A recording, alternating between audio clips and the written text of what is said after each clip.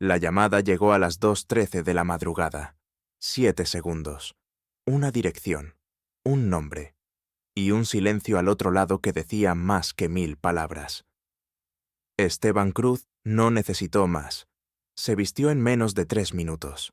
No porque fuera un hombre de reflejos perfectos, sino porque algo en su interior ya sabía que esa noche no dormiría.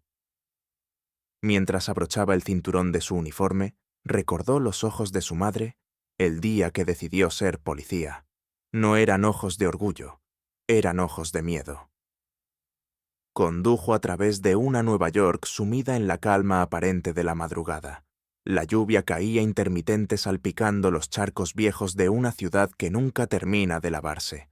El mensaje era escueto. Distrito 84, edificio Clinton. Joven latino muerto durante intervención policial. Oficial involucrado, O'Malley. Sin cámaras, sin testigos. El capitán Wallace había agregado una línea más. Puedes venir tú, Esteban sabía por qué lo pedían. No porque fuera el mejor, sino porque era latino. Porque necesitaban a alguien neutral, alguien con sensibilidad. Una forma elegante de decir, mándenle uno que se parezca al muerto para calmar a la prensa. Al llegar el edificio, Clinton lo recibió con el olor agrio del concreto mojado y la tensión suspendida en el aire. En el tercer piso, un cuerpo yacía boca abajo esposado, sangre coagulada bajo su cabeza. El oficial O'Malley estaba a un lado tembloroso, repitiendo palabras como si intentara convencer a un juez invisible. Tenía algo en la mano, lo juro, lo vi, brillaba. Esteban no respondió. Miró el objeto en el suelo. Un teléfono celular con la pantalla rota. Ni rastro de arma, ni testigos. Solo un chico latino de no más de 22 años, con el rostro aún marcado por el miedo de haber sido confundido con alguien que merecía morir. ¿Nombre?, preguntó Esteban al paramédico. Miguel Ríos, estudiante, sin antecedentes. Buena familia. La voz del paramédico sonaba hueca, como si ya estuviera acostumbrado a dar esos datos. Esteban asintió, no porque aceptara, sino porque entendía que aquello era solo el comienzo. A las 6 de la mañana ya estaba de regreso en la comisaría. En su escritorio, un sobre. Informe preliminar. 3 frases. Intervención rutinaria. Sospechoso se mostró agresivo. El oficial actuó conforme a protocolo. Mentiras empaquetadas con cinta oficial. Junto al informe una foto. El cuerpo de Miguel. Y detrás de él en la pared un mural. Las letras apenas visibles, pero lo suficientemente claras para congelar la sangre de Esteban. Justicia para Darío. El mundo se detuvo. Ese nombre. Darío Cruz. Su hermano. Desaparecido en la frontera hace más de 20 años. Creído muerto. Y ahora su nombre aparecía pintado en aerosol detrás de un cadáver. Esteban se dejó caer en la silla. Su respiración cambió. Su memoria se activó como una bomba vieja. La última vez que vio a Darío, ambos eran niños huyendo de la violencia en Medellín. Su madre los separó para cruzar más rápido. Esteban llegó. Darío no. La familia recibió un documento de ICE que decía, no localizado, y durante 2 décadas lo enterraron en silencio. Ahora su nombre volvía, en forma de grafiti, en el lugar de una muerte. Esa mañana la prensa se desató. Joven latino muerto en intervención policial sin cámaras activas. Otra vez O'Malley. Comunidad enardecida. Y entre todas las notas, una que resaltaba con tinta más precisa, la de Ana Belmonte. Periodista española, especialista en crónicas incómodas. Había escrito antes sobre Esteban. Lo llamó el policía que camina en el alambre entre la justicia y la complicidad. Él la había odiado por eso, pero ahora la necesitaba. Esteban la encontró en la vigilia por Miguel esa misma noche, micrófono en mano, libreta en la otra, preguntando con respeto, pero con filo. Como siempre. ¿Buscas otra historia que te dé clics?, le dijo Esteban sin filtro. ¿Tú buscas una excusa para no mirar de frente?, le respondió ella sin dudar. Mi hermano. El mural. ¿Lo conoces? Ana lo miró bajo el cuaderno. Tu hermano dirige un colectivo de justicia migrante. Se llama Darío Cruz.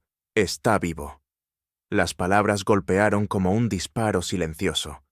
Esteban sintió que el suelo se inclinaba. Darío, vivo.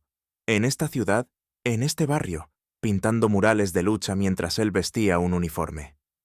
Esa noche Esteban no durmió. Rebuscó entre cajas viejas. Encontró una carta amarillenta con el sello de migración, una foto de 2 niños abrazados en Medellín, un cuaderno de espiral oxidada y una página garabateada con letra infantil. Si un día encuentras esto, significa que sobreviví. No me olvides, hermano. Esteban cerró los ojos y por primera vez en mucho tiempo lloró. A la mañana siguiente pidió acceso al expediente disciplinario de O'Malley. Descubrió 2 quejas cerradas por falta de evidencia.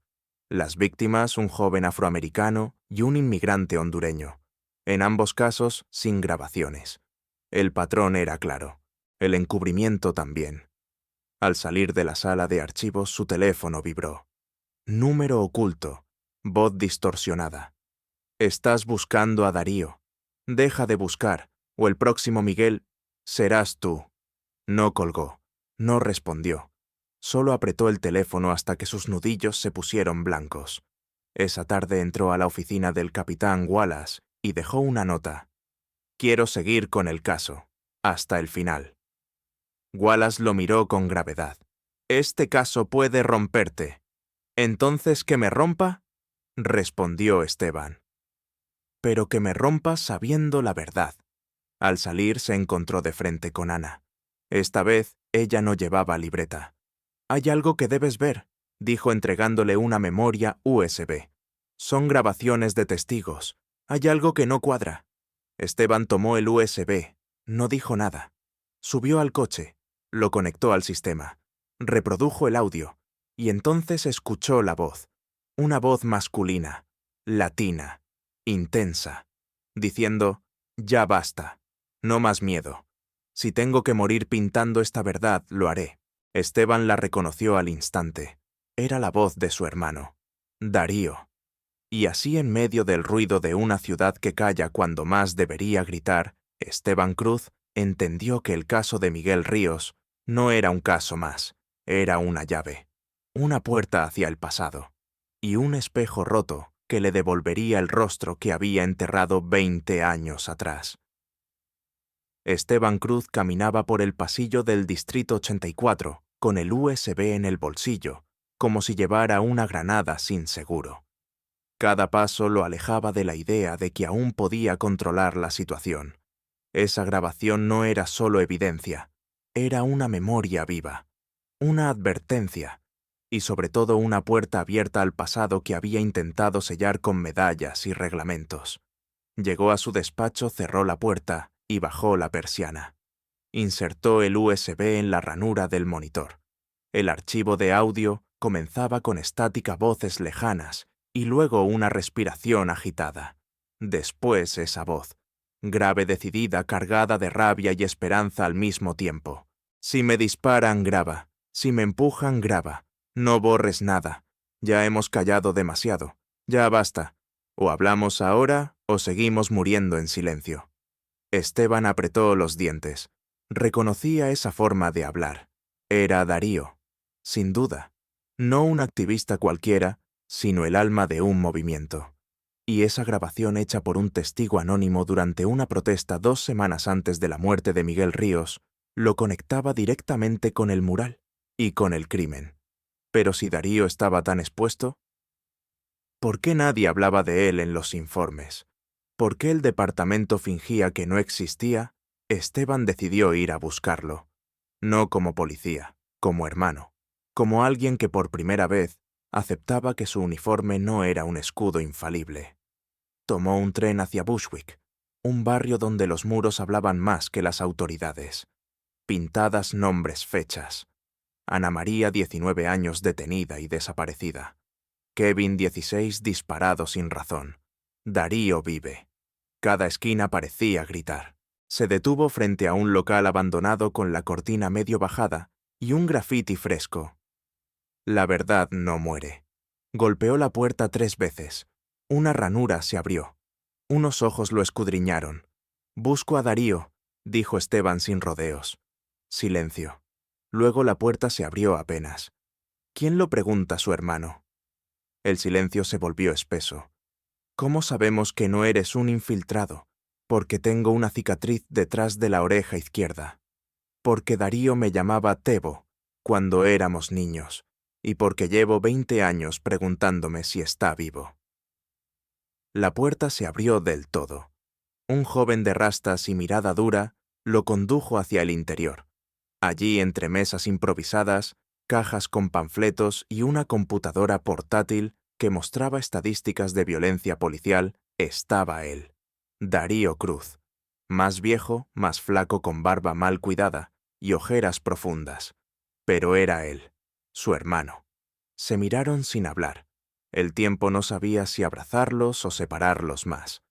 Finalmente, Darío rompió el silencio. «Nunca pensé que vendrías tú vestido así. No vengo como policía», dijo Esteban. «Vengo como el hermano que creíste muerto, igual que tú». Ambos se sentaron. El aire entre ellos era un campo minado. «¿Por qué nunca escribiste?», preguntó Esteban. «¿Y decir qué? ¿Hola me convertí en lo que odias?» «No, preferí ser un fantasma útil que un hermano decepcionante. No sabes nada de lo que odio. Y yo tampoco sabía lo que tú sufriste». Darío bajó la mirada. Le costaba sostenerla. «Te culpé durante años. Por irte, por no buscarme, por vivir una vida con techo y diploma mientras yo dormía en albergues. Pero ahora veo que tú también viviste en una cárcel, una con uniforme». Esteban no supo qué responder. Las palabras se le atragantaban. Finalmente sacó la grabación del USB. «Esto me lo dio una periodista. ¿Sabes lo que implica?» «Lo sé. Pero si lo usas como evidencia, van a buscarme. Van a destruir todo esto. No solo a mí. Miguel Ríos está muerto, Darío. Y tú podrías ser el siguiente. O yo. No hay más neutralidad. Y vas a arrestarme, no. Entonces, ¿qué vas a hacer? Voy a exponer al asesino, aunque esté en mi propio departamento». Darío lo miró por primera vez con respeto. «Entonces, tal vez todavía hay algo de hermano en ti». Esteban se levantó. Antes de irse le dijo: «No quiero verte en una bolsa negra. Y yo no quiero verte leyendo otro informe vacío». De regreso en la comisaría, Esteban pidió una reunión con el capitán Wallace.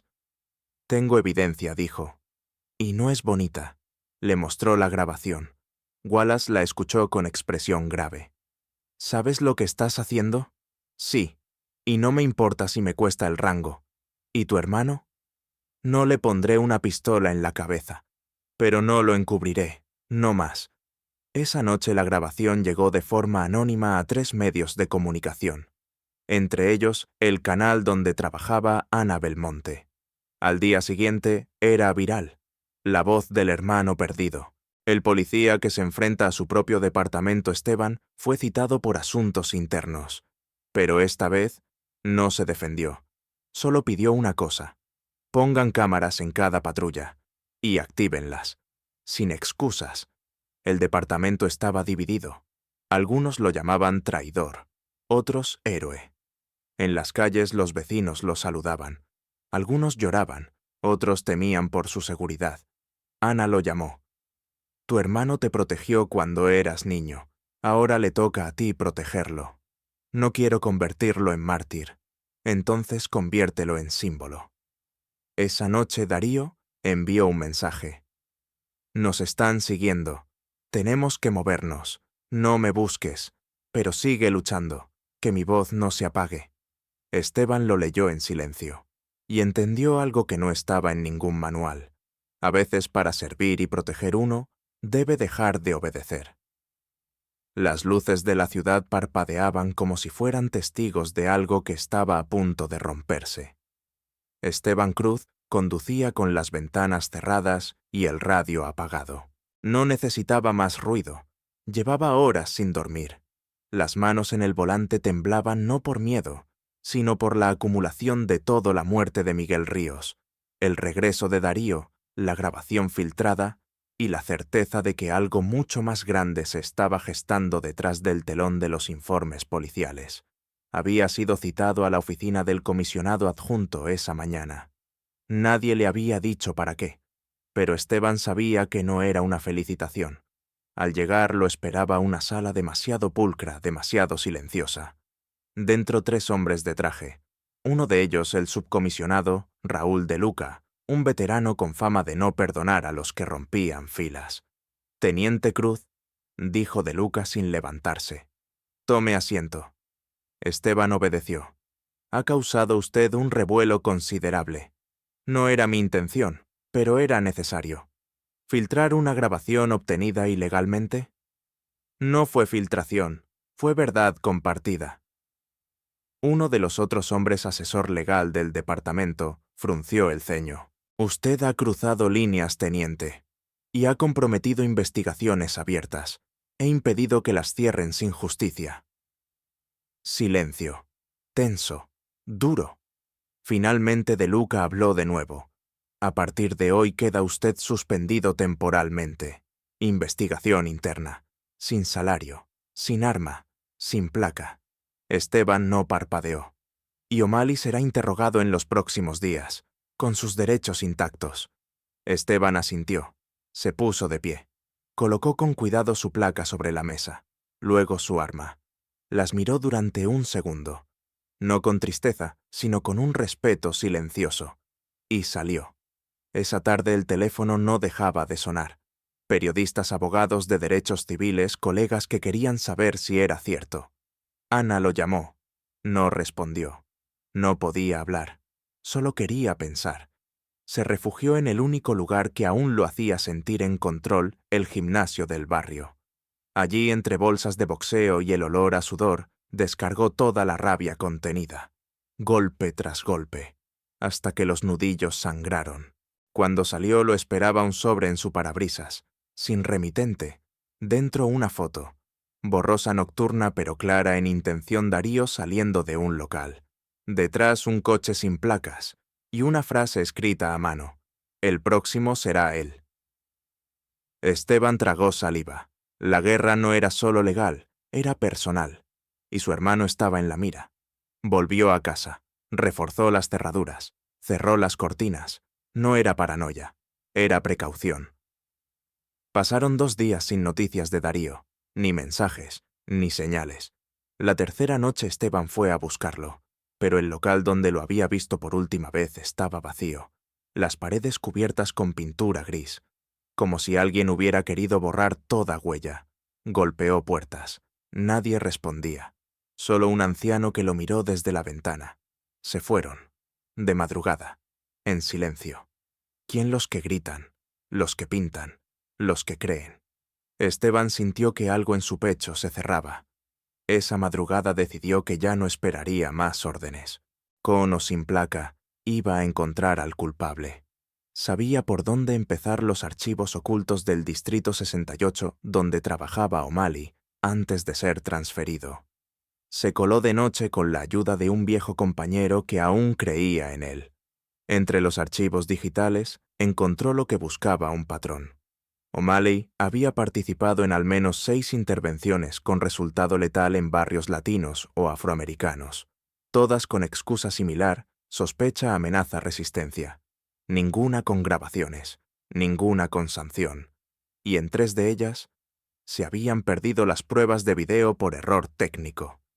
Esteban imprimió los informes, los encuadernó, los envió a 3 periodistas, luego se sentó frente a la computadora y escribió: «Si me detienen, que sea por romper el silencio. Si me persiguen, que sea por no callar más». Al día siguiente el caso llegó al alcalde. Una rueda de prensa fue convocada. Esteban fue invitado, pero no como teniente, como ciudadano. Cuando subió al podio con camisa blanca y sin uniforme, los murmullos fueron inmediatos. «Me llamo Esteban Cruz», dijo con voz firme. «Soy hijo de migrantes, he servido 15 años en la policía, y he visto cómo el uniforme puede ser escudo O máscara. Hoy quiero decir que ya no seré parte del silencio. El aplauso fue espontáneo. Ana lo miraba desde el fondo. Esta vez sin libreta, solo con los ojos brillando. Después del evento se le acercó. ¿Estás listo para lo que viene, no? ¿Y lo harás igual? Sí. Esa noche lo interceptaron 3 hombres en una esquina. Uno lo empujó. Otro le susurró. Sabes demasiado, Cruz. ¿Y si tu hermano no fuera tan inocente?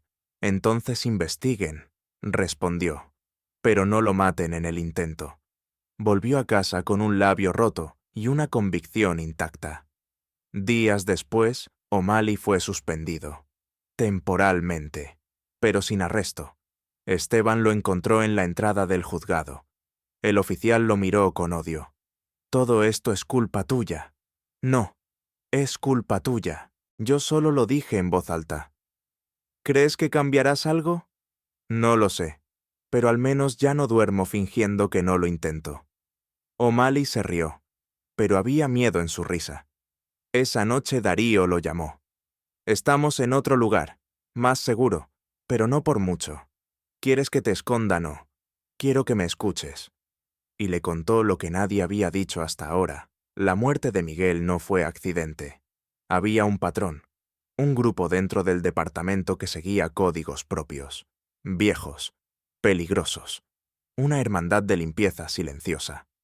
¿Tienes pruebas? No aún, pero tengo nombres. Entonces ven y cuéntamelo. No, te enviaré un mensaje cuando sea seguro. Antes de colgar, Esteban le dijo, te fallé una vez, no otra. Darío respondió, esta vez, estás cumpliendo. Esa madrugada Esteban no durmió, pero no por miedo, sino porque por primera vez en años sentía que su sangre y su uniforme ya no eran enemigos. Esteban Cruz se ajustó el abrigo mientras el viento de noviembre azotaba la entrada del ayuntamiento. Las banderas ondeaban a media asta, aunque no por duelo oficial. Era por la tensión, por el clima de ciudad quebrada, por el murmullo que crecía día a día, la policía está dividida. Y no era un rumor. Desde que la grabación se volvió pública, las filas del departamento se fracturaron. Algunos oficiales comenzaron a hablar en los pasillos, otros a guardar silencio como cuchillos envainados, y algunos a mirar con odio a Esteban. Ya no era el teniente confiable, ahora era el traidor con apellido. Lo habían citado a una audiencia interna, supuestamente para revisar su caso. Pero todos sabían que era más que eso. Era una advertencia, un mensaje a quienes pensaran en seguir su camino. Entró al edificio. Las paredes parecían escuchar. Saludó a un par de oficiales. Uno respondió con un leve asentimiento. El otro simplemente se giró. Esteban no se sorprendió. La lealtad en esos tiempos era moneda de cambio. La sala de audiencias estaba llena. No de público, sino de ojos. Ojos que juzgaban, que esperaban, que temían. Un panel de 3 miembros presidía la mesa. En el centro la comisionada interina Nora Gil, mujer de rostro severo y fama de justicia a medias. Señor Cruz, dijo sin titubeo, esta no es una acusación formal, pero su conducta ha generado una crisis institucional. Queremos escuchar su versión antes de tomar decisiones. Esteban respiró hondo. No había escrito discurso, solo llevaba verdad. Mi conducta ha sido la misma desde que juré servir. Solo que ahora no la adorno con excusas. Uno de los panelistas, un teniente de apellido O'Rourke, lo interrumpió. ¿Está usted sugiriendo que el departamento vive de excusas? Estoy diciendo que durante años hemos archivado denuncias con el sello de procedimiento válido, cuando en realidad eran brutalidades disfrazadas. Y yo, como muchos, miré hacia otro lado. La sala guardó silencio, el tipo de silencio que incomoda. ¿Y ahora se arrepiente?, preguntó Gil. No me arrepiento de haber despertado. Me arrepiento de haber dormido tanto tiempo. La audiencia terminó sin veredicto. Continuará la revisión, dijeron. Palabras huecas. Esteban lo sabía. Al salir, Ana lo esperaba. La hermandad está inquieta. ¿La hermandad oficiales? Viejísimos, con códigos que no existen en ningún manual. Se llaman entre ellos la familia verdadera. ¿Y tú cómo sabes eso? Ana le mostró un mensaje. Belmonte, cuidado con lo que publicas. Algunos juramentos no se rompen sin castigo. Me lo enviaron anoche. Esteban asintió. Ya no era paranoia, era guerra. Esa noche Darío lo contactó. Tengo algo, dijo desde un número encriptado. No son solo nombres, es una lista. Fechas, lugares, contactos internos, pruebas, en una memoria física. Pero no puedo dártela aún. Alguien nos sigue. Ya no solo a mí, a todos los que están cerca. ¿Dónde estás? No importa, te la enviaré cuando me mueva. Hasta entonces, cuidado con los que dicen protegerte. Esteban colgó con el corazón acelerado. 2 días después, recibió una notificación: un tiroteo en un estacionamiento al norte de Brooklyn. Una furgoneta había sido baleada. Dentro un activista latino, sin nombre, sin identificación, muerto. Corrió al lugar. No era Darío, pero sí era parte del grupo. Y en el bolsillo del muerto, una nota escrita a mano. No todos los que portan placa merecen memoria. Esteban tembló. Volvió a casa. Revisó sus ventanas, cambió sus rutas, instaló una cámara. Pero en el fondo sabía que la amenaza no venía de afuera. Estaba dentro del propio cuerpo. Uniformes sin rostro, rostros sin alma. Esa misma noche recibió el paquete. Pequeño, sin remitente. Dentro una USB, un papel. Si muero, que esto hable por mí. Era la letra de Darío. Insertó el dispositivo. Archivos, muchos. Escaneos de documentos internos. Mensajes cifrados. Mapas. Fotos de oficiales en reuniones no autorizadas. Entre ellos, O'Malley. Y otros que aún trabajaban. Otros que dirigían divisiones. Y uno que lo congeló. Wallace, su mentor. El mismo que le pidió encargarse del caso Ríos. El que lo protegió. El que parecía estar siempre del lado correcto. Esteban no supo si llorar o gritar. Salió. Caminó durante horas, hasta que amaneció. Y tomó una decisión. No más medias tintas, no más procesos internos. Filtró todo. A medios, a organismos de derechos civiles, a periodistas extranjeros, a todos. La bomba explotó. Manifestaciones masivas, investigaciones federales, oficiales suspendidos. Y Wallace dimitió. La ciudad ardía. Esteban recibió amenazas, intentos de seguimiento, incluso una falsa denuncia en su contra. Pero ya no retrocedía. En una entrevista televisiva dijo: «No quiero ser mártir, quiero ser cambio, aunque me cueste la paz». La entrevistadora, sorprendida, le preguntó si tenía miedo. «Sí, pero más miedo me da seguir viviendo en una mentira». La entrevista se volvió viral. Una semana después, Ana recibió un paquete. Dentro una foto antigua. 2 niños en Medellín, uno abrazando al otro.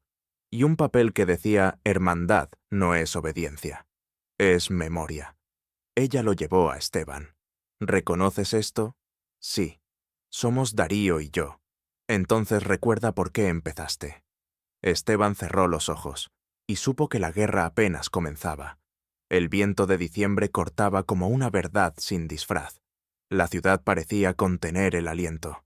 En las calles los carteles seguían allí. «Justicia para Miguel, Reforma Yacruz no está solo». Algunos estaban rotos, manchados, desgastados por la lluvia. Pero seguían, como él. Esteban Cruz se despertó antes del amanecer. No había dormido más de 2 horas. Soñó con su madre, con Darío, con Miguel, con el sonido de una sirena que no avisaba sino perseguía. Ese día comparecería ante el Consejo Disciplinario Final. Pero no pensaba defenderse. Ya no era momento de explicaciones. Era momento de elegir rendirse o terminar de abrir la grieta. Frente al espejo se ajustó la camisa. No el uniforme, no más.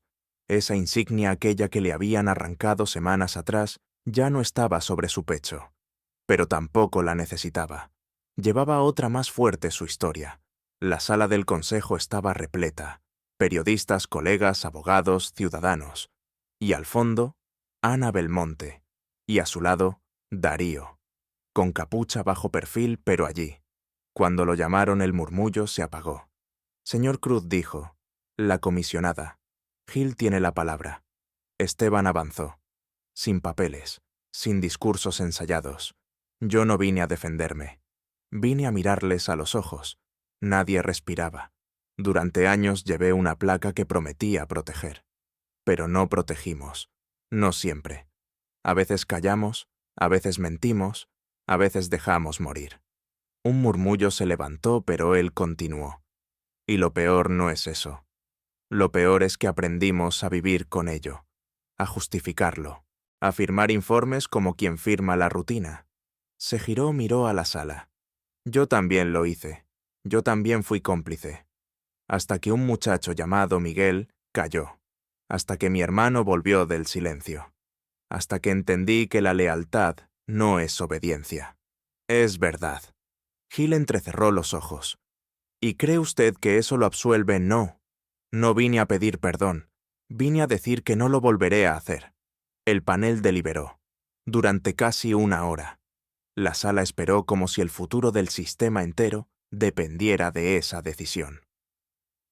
Finalmente, Hill leyó. Por voto dividido, se determina que el señor Esteban Cruz no será reincorporado al cuerpo policial activo. Sin embargo, se reconoce su aporte a la investigación federal y se recomienda su inclusión como consultor civil en la Comisión de Reforma Institucional. Esteban no sonrió, pero tampoco bajó la cabeza. No era un regreso, era un comienzo. A la salida Darío lo esperó. ¿Qué vas a hacer ahora? Lo que nunca hice bien escuchar. Aprender. Ayudar sin uniforme. Entonces vamos, dijo Darío. Hay muchos que aún no entienden que proteger no es patrullar. Esa tarde se reunieron con un grupo de jóvenes del barrio, no para dar órdenes, para escuchar. Uno de ellos, apenas 17 años, preguntó, ¿Usted fue policía? Sí. Y dejó. No me dejaron quedarme. Pero está bien, a veces uno tiene que soltar la insignia, para no soltar el alma. Esa noche, Ana publicó su último artículo sobre el caso. Lo tituló Cruzó la línea. Y gracias a eso, vimos dónde estaba. El artículo se volvió viral, no solo en Nueva York, en otras ciudades, otros estados, otros países. Un mes después, Esteban recibió una carta, firmada por la madre de Miguel Ríos. Gracias por no callar. No salvó a mi hijo, pero tal vez salve a otros. Y eso también es justicia. Esa madrugada Esteban caminó hasta la antigua comisaría. Ya no podía entrar, pero se sentó frente al edificio. Miró las luces. Recordó cada rincón, cada error, cada promesa. No lloró, pero cerró los ojos y pensó en su padre, en sus silencios, en lo que nunca se atrevió a decirle cuando eligió el uniforme. Lo hice por ti, murmuró al viento, y esta vez lo hice bien. El sol comenzaba a salir, la ciudad despertaba, y con ella una historia distinta, no perfecta, no limpia, pero real. Y a veces eso basta para empezar.